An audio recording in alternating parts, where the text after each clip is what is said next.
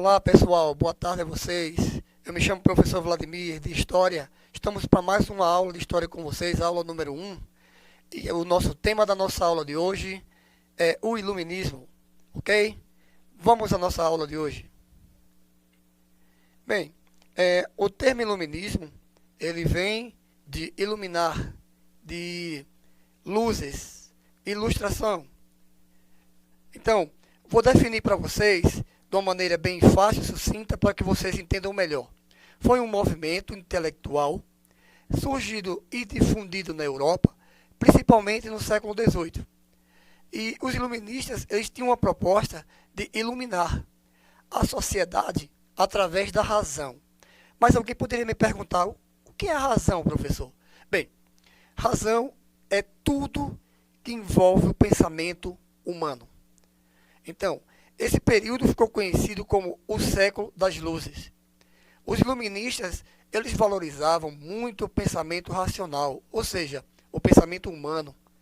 E a essa valorização é chamada de racionalismo. Não esqueçam, pega a visão aí agora. Os iluministas, eles também divulgavam suas obras, seus saberes, a partir da publicação de livros, de revistas, desculpa, e outros impressos. Surge na França um movimento chamado enciclopedismo, ou seja, foram criadas uma enciclopédia, uma grande obra, criada por Diderot e D'Alembert, publicada em 33 volumes, na qual ela seria divulgada todas as obras, todo o saber e o pensamento dos filósofos iluministas. Então, dentro dessa perspectiva do movimento iluminista, o que esses pensadores defendiam e o que esses pensadores combatiam? Vamos pegar a visão agora? Vejam só. Eu citei alguns princípios defendidos pelos iluministas, tais como a igualdade para todos, o direito para todos, igualitário. Defendiam também a liberdade de expressão. Eles defendiam também os ideais de igualdade, liberdade e fraternidade. Tanto é que foram esses três ideais que moveram o movimento iluminista, a Revolução Francesa e outros movimentos que ocorreram também aqui na América. Outro princípio defendido era a propriedade privada. Os iluministas, eles prezavam muito por isso. Outro princípio defendido foi o liberalismo, né? Vem de liberar, pensamento liberal. Bem, isso é o que eles defendiam. Vamos ver agora o que os iluministas combatiam. Vamos lá. A prepotência dos poderosos, principalmente dos reis absolutistas, da própria Igreja Católica, nesse período que era muito ferrenha. Outro, o antigo regime absolutista, imposto pelos reis da Europa, que o rei dizia, eu sou o rei, eu sou a lei, né? Não adiantava ter o poder legislativo, executivo e judiciário, mas quem valia, no final das contas, prevalecia o poder do rei, o poder absolutista. Então os iluministas procuraram combater esse poder. Combateram também o poder da Igreja Católica neste período. E, por último, combateram o sistema mercantilista, que os iluministas achavam que não eram um tipo de sistema adequado para aquele momento, aquela sociedade daquela época. Bem, e eu vou citar para vocês alguns filósofos iluministas que se destacaram durante este período com suas obras, né, o que eles pretendiam com isso, ok? Então vamos lá. O primeiro filósofo que eu quero falar para vocês, ele era filósofo, ele era matemático também, e foi o autor da obra O Discurso do Método, ou seja, o sistema cartesiano. O nome dele era René Descartes. René Descartes, filósofo e matemático francês. Autor da obra O Discurso dos Métodos, ou O Discurso do Método, né? Era, na verdade, o sistema cartesiano. Hoje se estuda no 9º ano. Quando você vê aquelas setinhas para cima e a setinha cruzando. Então a reta X, a reta Y, e o professor de matemática explica melhor para vocês, tá ok? Só estou somente ilustrando. O segundo seria Isaac Newton, né? O fundador da física mecânica clássica. Ele identificou ele lançou o princípio da gravidade universal. Muito famoso. Outro, o filósofo inglês chamado John Locke, que fundou o liberalismo político e ficou conhecido como o pai do iluminismo. E sua obra de grande nome foi o Ensaio sobre o Entendimento Humano. Imagina, pessoal, ele criou a corrente do empirismo. O que é isso? É que o ser humano, ele desenvolve os sentidos, o conhecimento através dos sentidos. O John Locke já avisava isso. Como ele dizia que nessa obra dele, falava assim, que o ser humano nascia com a mente igual uma tábula rasa, sem nenhum conhecimento. E a partir do momento, com o passar do tempo, ele ia aprendendo através dos sentidos. Então, surge aí a corrente empírica, com John Locke. Vamos ver mais adiante. Outro nome, grande nome do iluminismo, principalmente na França. Um filósofo chamado Montesquieu. Carlos de Secondar Montesquieu. Filósofo e jurista francês. Autor da obra O Espírito das Leis. Nessa obra, pessoal, ele separa os três poderes. Olha, eu falei para vocês que os iluministas combatiam o quê? O absolutismo monárquico. Então, ele separa o poder legislativo, executivo e judiciário do poder do rei. Então, deveria existir esses três poderes, e não mais o poder absoluto do rei. Então, eles combateram muito sobre isso aí. Depois dele, veio um grande filósofo, dramaturgo também, chamado Voltaire. Voltaire, ele ficou famoso pelas duras críticas que ele fez ao clero da Igreja Católica, à própria sociedade da época, ao poder absolutista dos reis. Ele era defensor da liberdade de expressão. Ele é o autor da célebre frase, na qual ele fala assim: posso não concordar com todas as palavras que você fala, mas defenderei até o fim o direito de você poder dizê-las. Então ele era um defensor da liberdade de expressão. Depois dele temos um grande nome também, chamado Jean-Jacques Rousseau, filósofo francês, autor de duas grandes obras, O Contrato Social e O Emílio, que são obras que ele critica o sistema, o poder, a prepotência dos poderosos naquela época, né? Toda essa questão social, socioeconômica na Europa, né? E principalmente o poder absolutista. Bem, no campo da economia, temos alguns destaques que vão para Adam Smith, um grande economista escocês que fundou a corrente do liberalismo econômico. Este economista, ele ficou conhecido como o pai da economia moderna. Sua principal obra foi A Riqueza das Nações, na qual ele afirmava, aí ele citava a lei da procura e da oferta, né? E ainda dentro do pensamento do liberalismo econômico, dentro dessa corrente da economia, podemos também citar aí o David Ricardo, com a sua teoria defendida da fisiocracia. Mas o que danado é isso, professor? Né?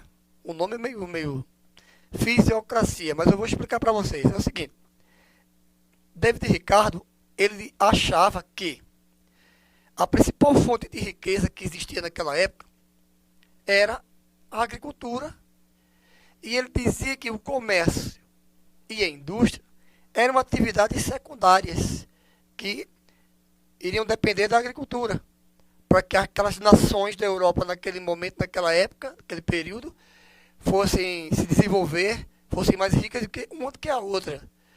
E ele dizia o seguinte, nessa teoria de fisiocracia, ele achava que existia um governo natural, uma força natural atuando na natureza, para que a agricultura ela se tornasse a principal fonte de riqueza. Então, esses nomes que eu falei para vocês, né? Eu gostaria que vocês aí, acompanhando em casa com o livro, dessem uma estudada, uma lida para reforçar, tá bom? Eu vou fazer agora uma revisão rapidamente da minha aula, tá? Vou dar somente uma panorâmica, tá certo? Do início da aula. Então vamos pegar a visão agora rapidinho, para a gente fechar essa aula. Bem, temos também a questão do despotismo esclarecido, que eu já ia esquecer agora na minha aula, mas vou fechar com ela agora. Veja, o despotismo esclarecido, na verdade, foi como ficou conhecido a forma que alguns reis, governantes europeus, influenciados pelas ideias iluministas, buscaram governar e administrar seus reinos de forma mais racional, deixando um pouco o absolutismo absoluto de lado, né? Sendo um pouco mais maleável, eliminando alguns privilégios e cobrando impostos de todas as camadas sociais. Porque naquela época, pessoal, só quem pagava os impostos era a camada populacional, só a população. Era o povo que vivia sufocado com tanto imposto. E os ricos não, era só para sustentar o luxo da corte, né? A corte quer dizer do rei, dos seus súditos ali, dos marqueses, duques, princesas, príncipes, condes, marqueses, e aí era aquele luxo. Agora, tudo com dinheiro arrecadado de imposto do povo pobre, que vivia sufocado. Então, esses déspotas esclarecidos, eles procuraram acabar com esses privilégios, cobrar imposto de todo mundo. E aí temos aí os principais déspotas que realizaram obras em seus países, durante seu reinado. Lá em Portugal temos o Marquês de Pombal. Na Prússia, que hoje se chama Alemanha, temos Frederico II, José II da Áustria e Catarina II da Rússia. Então, esses são os principais déspotas esclarecidos. Agora eu quero fazer aquela panorâmica que eu falei para vocês do início da aula, né? Vou voltar aqui ao início da aula para fazer essa revisão bem rápida. A hora agora é de pegar a visão, viu? Vamos lá. Eu comecei falando que a nossa aula de hoje era iluminismo e eu vou dar o conceito para vocês rapidamente do que foi o iluminismo. Movimento intelectual ocorrido e difundido pela Europa durante o século XVIII. O século XVIII ficou conhecido como o século das luzes, ok? Os iluministas procuraram inspirar todo o movimento na razão, ou seja, na valorização do pensamento humano, o pensamento racional. E daí, este pensamento, essa valorização, recebeu o nome de racionalismo. Ok? Beleza. Falei para vocês também que os iluministas procuravam divulgar suas obras, difundir suas obras, seu pensamento, em revistas, jornais, periódicos daquela época. Então, nesse meio tempo, vai surgir lá na França dois filósofos, dois pensadores também, chamados Diderot e D'Alembert, e vai criar o enciclopedismo, ou seja, uma enciclopédia com 33 volumes, contendo 33 volumes, que vai divulgar todas as obras, o pensamento desses homens famosos que ficaram conhecidos.